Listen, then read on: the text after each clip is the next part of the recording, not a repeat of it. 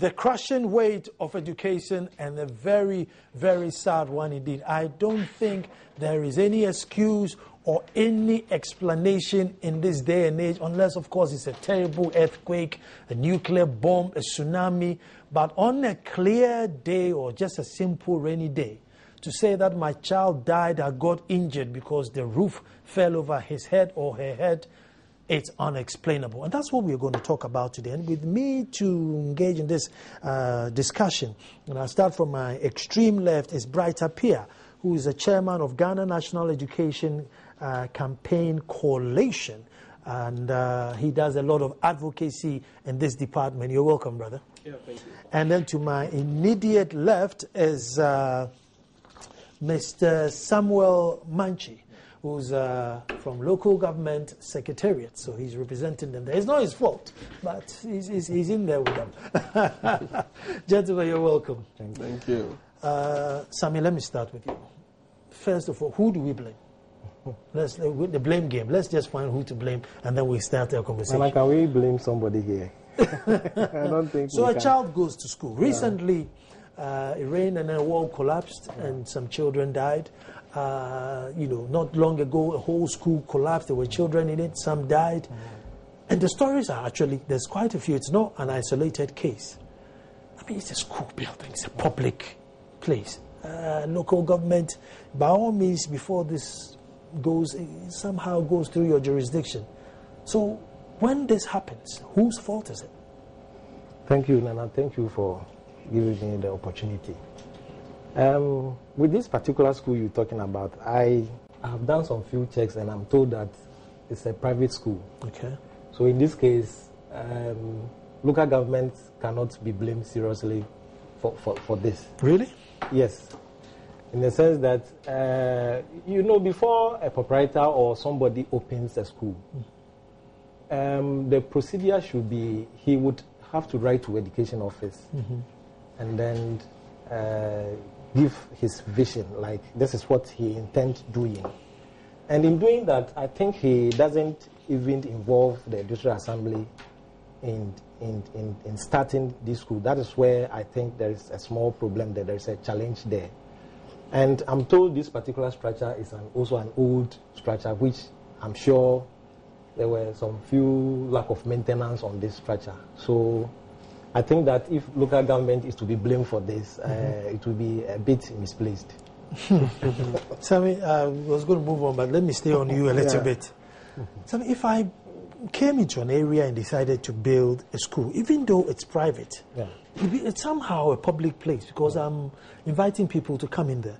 Whose duty is it to make sure that I keep that place safe enough for people to... I mean, the fire service even have a role to play to make sure that in case of fire, exit plans and fire, they play their role. So where does... The local government must have a little stake to make sure that, look, Nana, this school is not safe. You can't put children in it. Yeah, it might be true in a way, but you see, looking at the way local government service works, it's just giving a back stepping to the district assemblies to work.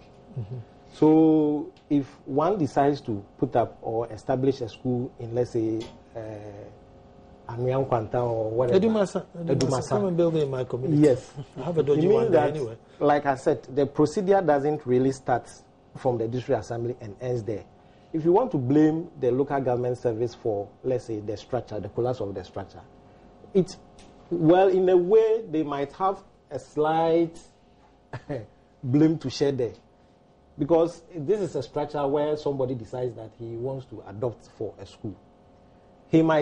Once he writes to education office, he might be given the approval without the local government or the district assembly knowing actually what is being done at that particular station. So, to be honest with you, I don't think that the blame should be played at the doorstep of the local government. I will come back to you. Bright, whose duty is it to make sure that the child... Because before you are 18, it is the state's responsibility to sort of look after you. Until after 18, then you make your choices. Exactly. So in this case, whose duty is it to make sure that this child is educated in a safe environment? Yeah, well, thank you.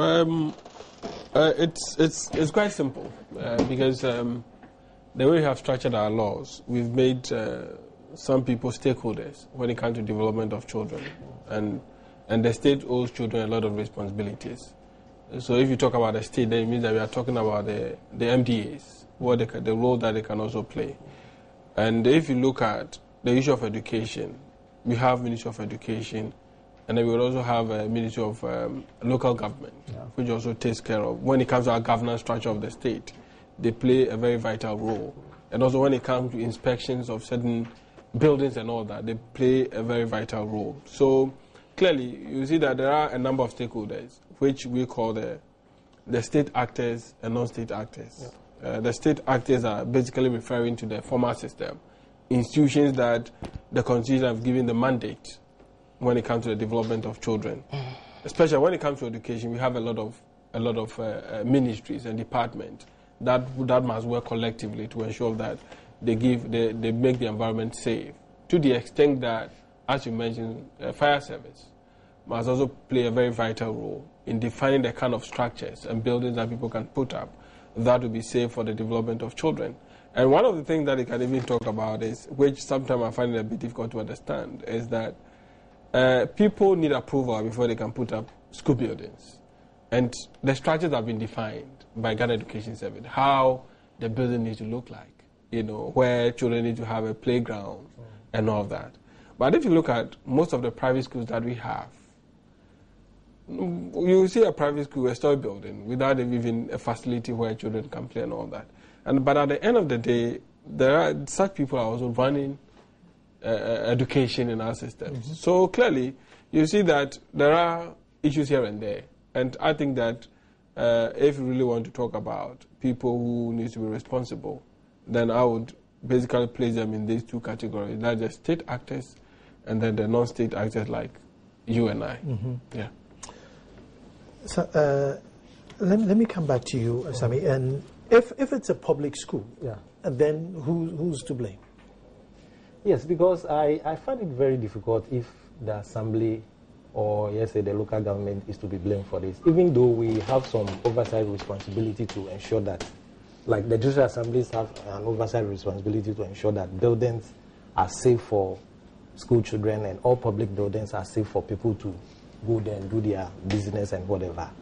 It is a bit difficult to sometimes get to know whether some buildings being used by somebody somewhere is so unsafe, because you could take a district assembly and it's so large a place that you don't just go and you go identifying buildings that are unsafe for people, unless sometimes you are prompted by the people around that this building... Is this attitude not the reason why this issue is recurrent?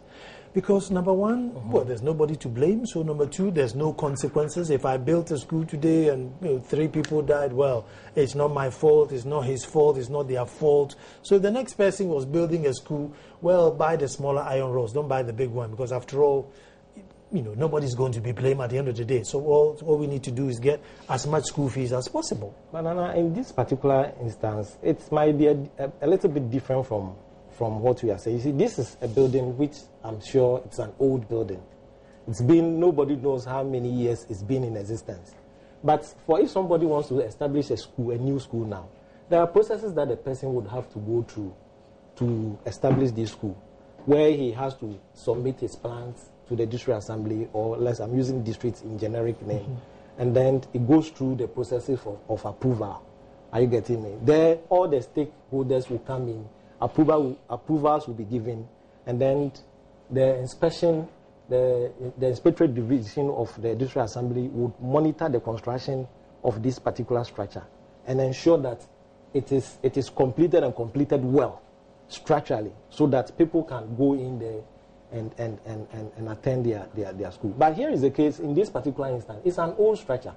And so we only rely on somebody from the area or the locality to prompt us that this particular structure is more or less not structurally safe for people to go in. Then the district assembly I'm talking about, I'm using the district assembly can then go in there and assess the building structurally and see whether truly it has structural defects. Then we can start the processes of prompting the owner and on a long run maybe pull it down. So I think that is what we should be doing. Brad, should there be probably a yearly audit of structural of schools? Should there be a yearly audit? I mean, the reason why I do that, maybe because I'm too passionate when it comes to children and education. Yeah. Because I think we are failing, the children so much, and too many. I mean, 56% are functional illiterate. They go through the school and come out with nothing. So the last thing you want to give to a child who you couldn't teach to write is let the ceiling also fall on his or her head. Should there be maybe a yearly audit or a 2-yearly audit of school structures? I mean, every community's got local governments in there, and I'm sure there isn't that. I mean, nationwide there's about 20,000 or 17,000, JSS. So this year we can do an audit on JSS. Next year there's only 800,000 SS. I mean, I don't know. Before even coming back to that question, the issue of who should be blamed, I think that there are institutions that need to take up certain responsibilities. It's very basic, especially when it comes to education, which of course Ghana Education Service is responsible for it. But when it comes to infrastructure development, it falls under the local government for them to do that. And even if Ghana Education Service is taking up that responsibility, I think that they need to draw their attention to the fact that they are not into building schools, and that need to be laid on the table, so that at the end of the day, people who are specialized in those areas can take up some of this responsibility and then perform it very well. Because when you look at the Children's Act that we have, clearly states that whatever we do in the state, the interests of the children should be paramount. And if you'd also look at the Constitution, the Article 25 clearly gives you what we'd want to do for our children, so far as education is concerned. So we cannot just run the system anyhow, but institutions must be responsible to guide the process in order to get the quality material that we want. So if there is a neglect in terms of how people can live their responsibilities, then of course, then it means that the whole system, we are not giving it the kind of respect that it deserves, especially when it comes to the best interest of children. Children are being protected by the state. So at all material moment, the state machineries must be there to ensure that they perform their duties. I cannot see a situation where somebody will just go and build a school without any approval from the district assembly. If that is happening, then it means that something is wrong somewhere, because they need to give that approval. And in fact, if you look at how Ghana Education Service is restructuring its activities, now all the department of Ghana Education Service is going to be under the district assembly, under their decentralization program. So the district is going to hold a lot of responsibilities when it comes to some of these issues.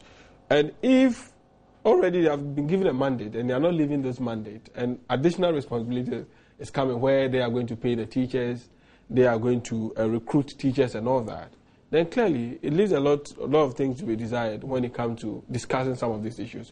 Because when you pick the infrastructure development, it's just one aspect of the whole education system. And if we cannot be able to define the right environment for our children, then all the things that will add up to it will not even, children will not be very comfortable in the classroom to say that they even want to study. So the infrastructure issues are very, very critical. So the issue of audit, I think that is already there, but just that we don't really pay attention to it, because the circuit supervisors go around. They don't only do work in the classroom, but they also inspect some of these things. The district assemblies are there to carry out maintenance and rehabilitation on some of government buildings and all that. So the question that we need to ask is, are they doing all this? Because when you move to certain rural communities, we celebrated the Child Labour Day recently, and one of the communities that I visited in Suhum municipality, which is Okonam, you see a building. You can, if you are passing by, you don't even know that it's a school building. In a condition that you cannot even call it a house, or you cannot even call it a building. So we asked the community, what can we do? And they were even saying that we were even thinking that we wanted to maintain it. But I said, no, this structure, you have to pull it down. but children are still living in those structures and they are studying. So you ask yourself, these are the very children who would come out and come and write the same examination with people who are enjoying a full air conditioning room and all that. And you can imagine the difficulty. So you realize that the kind of public system that we have, they are not producing the kind of quality that we want. So clearly, the audit system must clearly be defined. It is there, but it's just a matter of the institutions living up to their responsibilities. And then those responsibilities must clearly be spelled out. Because the difficulties that we also have is that there's so much contradictions in terms of responsibilities between Ghana Education Service and then the local government. But for me, it is clear because they have a local government act that spells out what they have to do. When you pick at our governance structures, they play a very vital role to the extent that even the school feeding program that we had started under local government. Why is it so? Because they want the district assembly to owe that responsibility, to owe that idea, so that they can support the local farmers to produce food for our children to eat. But now, because of some of these conflicting responsibilities, today you hear that Ghana Education Service is doing this, you hear that local government is doing this. So clearly we need to define the roles to ensure that we make the environment safe for our children. I'm going to take a break. When I come, my next question I want to find out is, can we at least first hold the headmaster of this institution? He must have walked past a crack or a squeak somewhere, and then the headmaster maybe can say, look, I've written a report to Samiba, he didn't budge or something. Can we start from there? Stay tuned, we're coming back.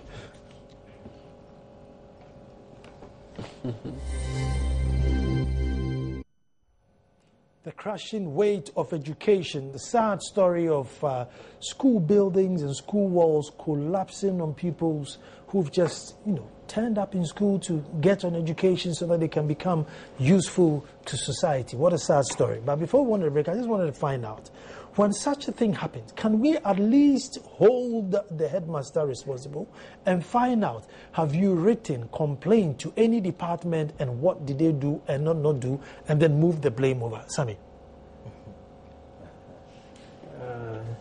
Well, you see, what I know is that if it is really a government school, what normally happens is that the headmasters do their best to write to the district assembly for the repairs. That is, they normally do them through the circuit supervisors, and then from the circuit supervisor, it goes through the education director, and then it comes to the assembly for the attention of the assembly or the DCE for the maintenance. But if it is a private one, then that is where the cracks of the matter is. That is the problem, because somebody is running... But the children are not for the headmaster. Yes, the it's true, but somebody is running a private business, a school. But it's your children. Yes, they are. But the issue is that we don't have... The onus is on us to go and be maintaining... So you take the children out, because the children are for the local... The locality, the DCE within my local owns the children in a way as government.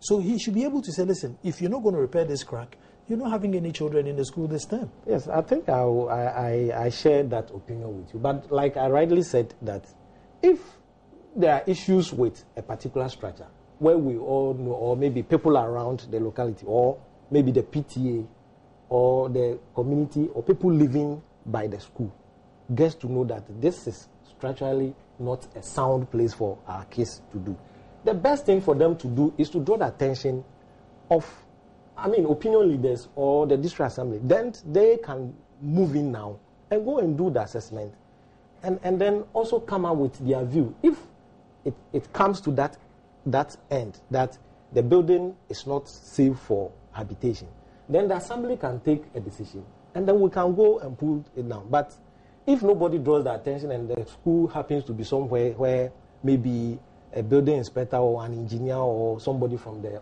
office has not passed there to see whether the building is safe or not, then it means that it becomes a problem. That is where I have my problem.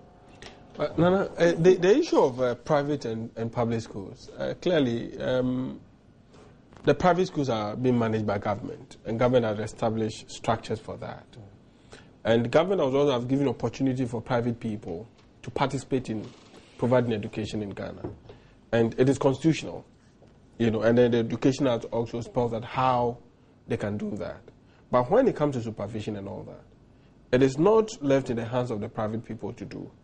It comes back to the state to monitor the activities of the private schools.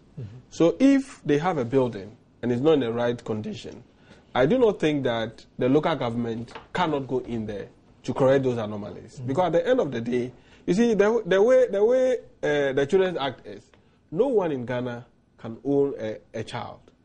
The child belongs to the state. So the welfare of the child is a responsibility of the state. So if we have actors that are supposed to play their role to ensure that they do things that will go to the benefit of children, then everybody must move in that direction. So if you've seen a building that belongs to a private person, and as he mentioned, is not good for habitation, then clearly, for the safety, for the best interest of the children, the local government system can go in there to do what they are supposed to do. Yes, but I think we need to lay that on the table, because when it comes to English textbooks and mathematics, government provided to the private schools also. Though they are running their own thing on profit making, but government still owes certain shares when it comes to the running of private schools in Ghana. So we cannot always say that because they are running it on their own, because at the end of the day, it is the state that has given them the mandate to run it. So if they are running it and they are not running it based on the requirement of what the state has provided, then of course we can invite them to the table and find out why they are not doing it so. But if we want to, because it's a private thing and we want to leave them to do it, that is why you see a lot of private schools without having a proper playground for children. And that is not the criteria. We have a lot of private schools. It's just a story building, and there's nowhere to park cars. There's nowhere for children to play. But it's a basic requirement for any person who wants to establish school to have at least have something of that nature. So you see that because we feel it is a private person who is running it, the government machinery do not want to have a say in it. But per the structures that we have, they have every authority to go there to investigate anything that they do. For instance, we can talk about social welfare. I say that it's one of the institutions that have undermined their own powers when it comes to some of these issues, when it comes to the welfare of children. They can go in to do whatever they want to do, provided they have any suspicion that the welfare of children in that environment is under threat. They can move in to do anything that they want to do at all. But again, as he mentioned, they want the former system rather want individuals to come and report to them before they can take action. But I don't think that it should be the case. In the rare cases, people must be responsible to report such issues as in other advanced countries. But the core principle is that as a department that have been given a mandate to perform, it is your core principle or your duty to always ensure that you achieve the results that you want. Because I was in one particular state, I was talking to a police officer. He said, my job is to ensure that the city is free from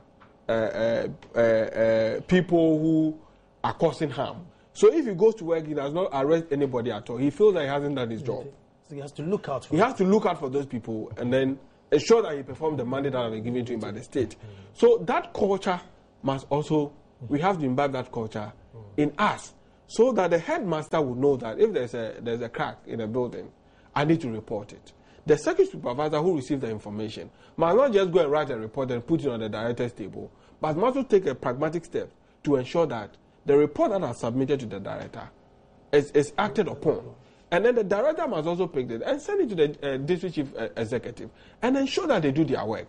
And the local government system, the planning officers, must also be there to ensure that they deliver the mandate that has been given to them. By so doing, you realize that all the actors are acting to ensure that the well-being of the child in that particular environment is safe. And that, for me, is what we are lacking. And clearly, it also shows that we are not giving attention to our children. And sometimes I find it very difficult to understand why, because the Constitution itself is clear that anything that we do, the best interest of the child should be paramount. So we need to promote that aspect. And if you understand that principle, then all the actors would all play their role to ensure that the environment is safe for children. Sami, is it, before I go into to scarcity, if local government even did swoops Just swoops. Just pick an area and just swoops. I'm sure the other schools will think, we don't know when they will come, so let's just at least look and make sure that things were safe. Because the old way of let's wait until somebody comes to report, and then the house breaks, and then we're still waiting, and then another school falls, we're still waiting. If you did swoops, let's say you don't have the resources to go to every single school, but you did swoops, I don't know when it's going to be my turn, so I would probably just look around. And also, the idea is that, like, if you came to a private school, I'm sure the local government will say, listen, this is not fit, therefore we are going to fix it at this cost. Not necessarily, because, I mean, there are no schools for the children to go anyway, so you can't send them home. But you can say, listen, I will fix it. It's a difficult thing anyway. Like you say, the safety of the child is paramount. But also, don't lose the fact that the government, or for that matter, the local government or the district assembly, also have a lot to do at the district level. That is not to say that the welfare of the children is not paramount. It's not paramount. Anything. But the issue is that the clear definition of the best interest of the child supersede anything in this country. But the issue is that you can just imagine that somebody is running a private school. He has put up a structure, and then the structure is not good for habitation. I think that the best thing for all of us to do in terms of is like to get it to the attention of everybody. Yeah. Then, in conjunction with maybe the proprietor or the owner of the school or whatever, we get into a discussion to find out what could be done. Either if he doesn't have the money immediately, maybe, I don't know, whether district assembly can go in there and then kind of try to. It's in your district, you make the laws. Yes, but the issue is that parents should also be careful here. If you send your child to a school where you get to know that the structure is not good for habitation, once the government also have this same type of schools and those things, what are you supposed to do? You are supposed, because even though teachers are to take care of your kids and all those things, you the parents also have a greater responsibility to ensure that wherever you send your kids to, or your children or whatever to, it's safe for your children to be there. So it's a nice issue. The other issue also is that when you move to some of the rural communities, the reason why there are private schools there is because there are no government schools. So what would be the dynamics in that environment? So you help them. Exactly. That's the point that you don't work against them, but you help them. Because government has a criteria for building school structures in certain communities. It's about the number, it's about the children there and all that. So if they don't make up the number, government, it will be very difficult for the district assembly to say that they are going to cite a school in that environment. So I build a school there. And then you go to build a school there. And you are doing that because there's no school in that environment. And children are doing all kinds of things in that environment. And since a private person has done that, and there's no alternative system for them to do, I think that the district assembly must also owe a certain responsibility towards that school. At least come and build a toilet for me. It is true. You see, because they are providing services to support the agenda of the local government or the district assembly, it is good in that direction. But I am saying that if a teacher, or let's say the teachers in the school or a headmaster or whatever knows that he has a building with a problem, what are you supposed to do? If a DC or any government official has not been there, what are you are supposed to go for an assistance, because I'm sure that no DC in this present day or Ghana would, knowing very well that government doesn't have a school somewhere and then there is a private school, providing services for the government, you would go to him. You don't want to give him my experience. You would go to him. Oh yes, because maybe sometimes because of lack of resources, you will go, and I'm sure when you went, in your case, the DC just didn't throw you away. He would receive you nicely and tell you that maybe, we have heard it, put it into writing. If resources are available, we will come and maybe support you. And but that, 6 classrooms falling apart. 6 classrooms. Yes, it gives me 10 bags. Yes, but the assembly also plan. You see, sometimes they plan before they go for their. They have picked about 6 district assemblies, including some of the municipal and the metropolitan assemblies. I went through their plans, and clearly, I can say on authority that 70% of the work plan of the district assembly focus on roads, buildings, the coverts, the one they do for the construction of gutters and all that, most of them. But when it comes to social services, there's a little to talk about. Oh, I'm surprised. Oh yeah, I'm telling you for a fact. I'm surprised. Go through their plans, especially the district assemblies. You will not find anything on social welfare, social protection, on their agenda. So you realize that the focus is on citing maybe a market, this place, constructing these roads and all that. But in terms of dealing with matters that concern the people itself, that for that reason, or for that matter, you want to make the road more smooth for them. It's something that we show less attention to. Is it? You beg to differ because yes, please do a follow-up. I'm sure because I believe that education take very big chunk of every district assembly's development agenda. Well, yes, I'm here to see that. But for instance, if you can talk about education. Yes. You can talk about. Let's limit ourselves to education and then pick the budget. I'm looking at the social services that are supposed to be provided. Okay. Even if you pick education, almost 70% will go into infrastructure development. And at the end of the day, you don't even get 20% established before the year ends. These are facts that we have.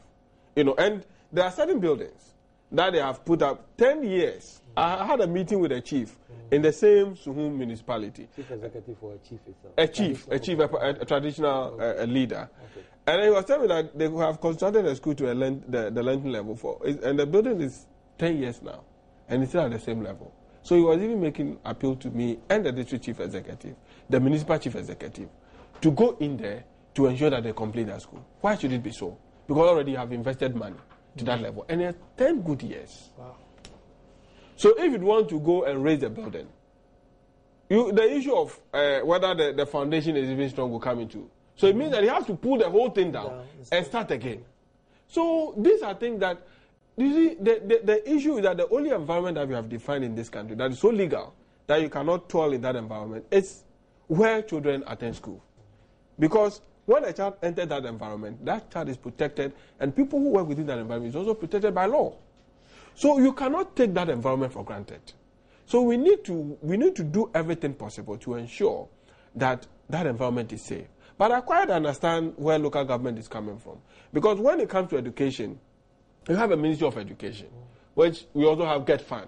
They're established to do certain things, to build schools and all that. And for me, I even think that anything that has to do with GET Fund, that has to also do with infrastructure development, must be accessed by the local government, not Ghana Education Service. They have to take up that responsibility. But when it comes to the delivery of education, then the focus will be on Ghana Education Service, so that people will play their role to ensure that the environment is safe. But you have a GET Fund that is responsible for scholarship, responsible for buildings and all that. Then it raises an issue as to whether the system coordinates itself to ensure that things work in its perfection. I'm going to take a break here. When I come back, I want to find out if scarcity can be the excuse.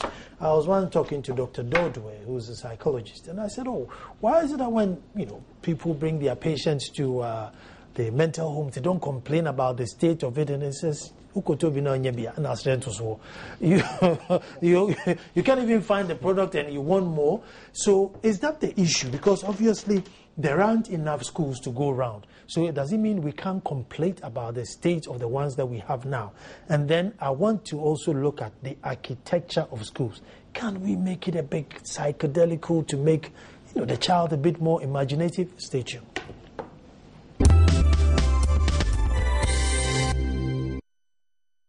Well, hello, just before the break, I was just thinking, well, there aren't enough schools. I mean, there are so many millions of children who are not in school.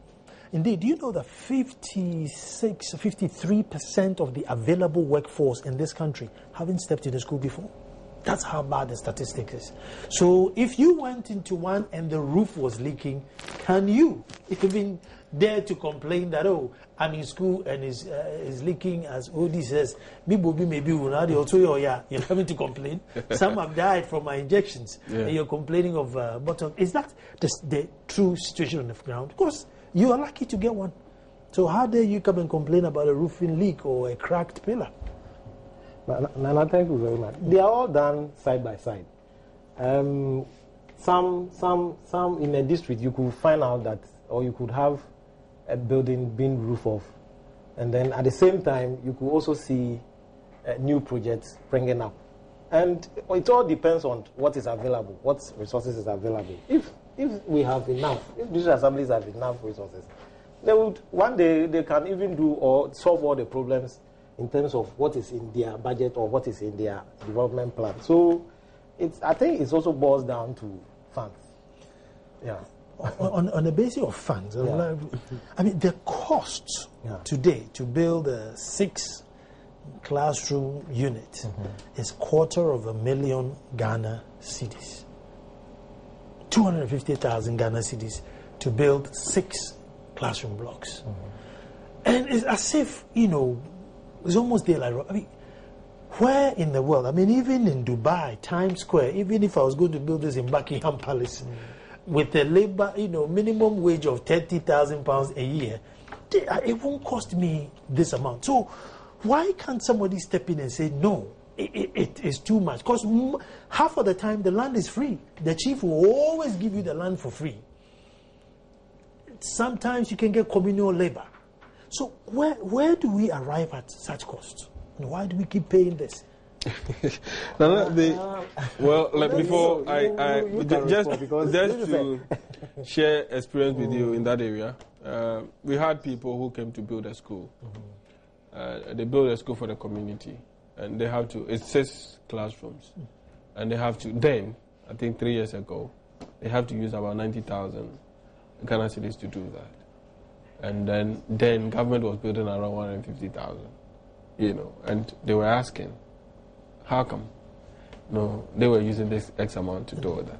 But because it's a procurement process, I'm not expertise in that area, so I will not talk about why it is so. Yeah. But I think that we can do something about that, because the amount of money that we spend in building 6 classrooms, for me, it's so much. It's amazing. I mean, it's so much. They need to do, and most of them, they even do that without even having a washroom for kids.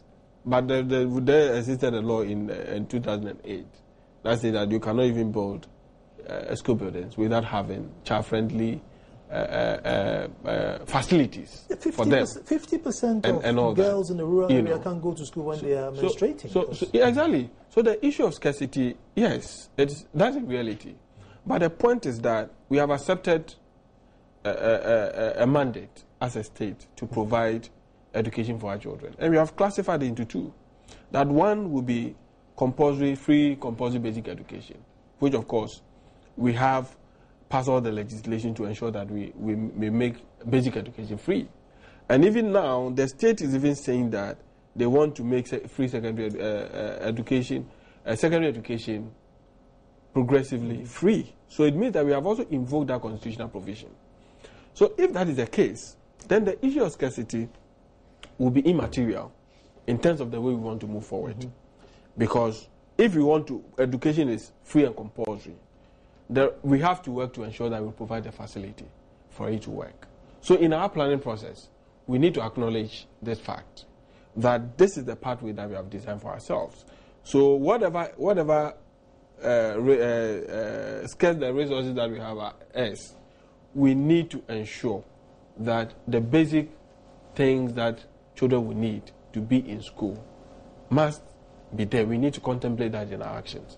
By so doing, I think that we can do that. But where education becomes alternative to other developmental issues that goes on in this country, then it raises also issues as to whether we give priority to basic education in this country. So these are some issues that we need to ask so that we can place in context what exactly the state wants. What is the priority of the state? What do we want to do with our children? Let me bring some in. I'll make it easy Nana, for you. for this particular issue, I just don't want to say much about it because it's been a political issue on this figure for 3 classroom blocks, 6 classroom block, and all that.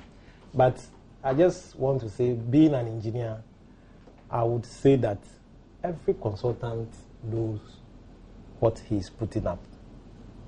Being a consultant, if you give a consultant to design and cost a building, he would be able, as isn't it coincidental that always the government consultant, has got, a higher price than the private consultant? It is not all the case. I mean, Imperial Foundation went to build a school for Hogbo, which is just near Pokwase. It was a 3 classroom, 2 toilets for boys and girls, teacher's office, TNG ceiling, everything, and it cost them 40,000 to build 3 classrooms, 40,000 Ghana cedis. And so you just wonder, if they had added the extra 3 classrooms, how would they have jumped an extra 200,000?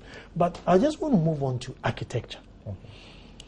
I mean, can we go beyond to say that, look, if you style the building, it adds to the imagination, or because we're a poor country, we should just build the stables, just 1, 2, 3, 4, 5, 6, just come to school and go. I mean, can we go beyond that, or we are a poor country and therefore, I mean, I don't know.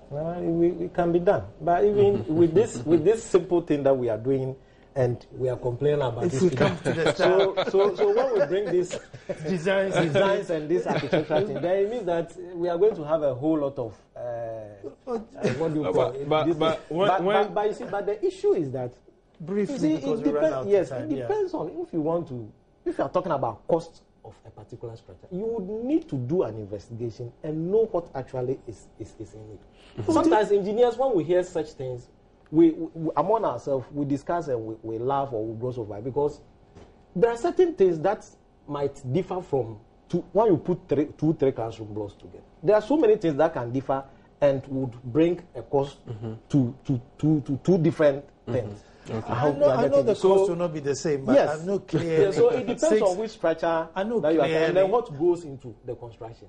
You could have this same 3 classroom block. It has different things altogether. You could have this same 3 classroom block. It has also different things together. So once they have different things within them, and then different style of construction and all those things, you definitely have different costs. Because one could have, let me say one example. You could have a 3 classroom block where you are constructing, and the consultant will tell you, let's say the concrete slab, use, let's say, 4 inches. Are you getting me? You could have another consultant who will design and will say, use 6 inches or 7 inches.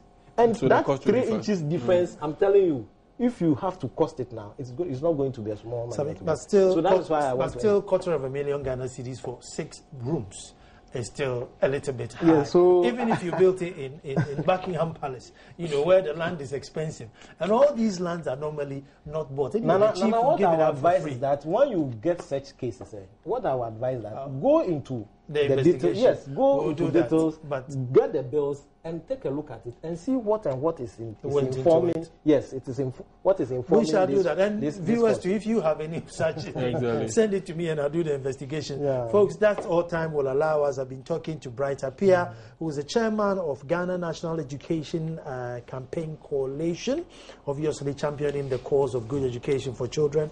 And then my brother, Sami, who's also local government representative. Yeah, local government representative. Service. Yeah, he's done well, supporting them. My name is Nana Sakwa. That's all time we'll have. Tomorrow we'll be back to do it all over again. I want to take this advantage. Okay. Yeah, I'll give you that. Yeah, to thank Dr. Callistus, the head of service, and then my boss, Madam Eunice, for the opportunity given me to be here. So thank you very much. Madam Boss, we thank you too.